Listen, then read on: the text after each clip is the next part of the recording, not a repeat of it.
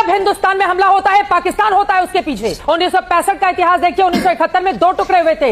इस बार बोला है ना, बहुत बोल लिया, बात सुनो। कितने बाप बदलोगे? पहले इसराइल, अमेरिका, फिर चाइना के पास दौड़े, अब अफगानियों को, तालिबानों को अपना बाप बनाया। तालिबान ये मुट्ठी भर क्या टिकेंगे पाकिस्तान के सामने? ये बिके हुए लोग जिन्होंने 25 साल अमेरिका की गुलामी की डॉलर्स की खातिर, ये बिके हुए लोग पाकिस्तान के सामने मुकाबला करेंगे। तुम्हारी इंडिया की 16 लाख फौज 1 घंटा भी नहीं टिक सकी पाकिस्तान के सामने, जाकर ट्रंप के पास घुटने टेक दिया और जंगबंदी का ऐलान कर दिया। और ये तालिबान के दौर पर तुम लोग उछल कूद कर 4 टुकड़े पाकिस्तान के करोगे। पाकिस्तान के अगर 4 टुकड़े करोगे तो मुस्लिमों की ताकत 4 गुना बढ़ेगी। एक बांग्लादेश को अलग किया था तुम लोगों ने, आज जितना खतरा तुम्हें पाकिस्तान से है उतना ही खतरा तुम्हें बांग्लादेश से है। अगर तुम लोग पाकिस्तान के 4 टुकड़े करोगे तो 5 गुना पाकिस्तान की ताकत बढ़ेगी और पाकिस्तान 5 तरफ से तुम्हें ठोकेगा। ये मत समझना कि हम अलग होंगे तो हमारे सारे रिश्ते टूट जाएंगे, नहीं।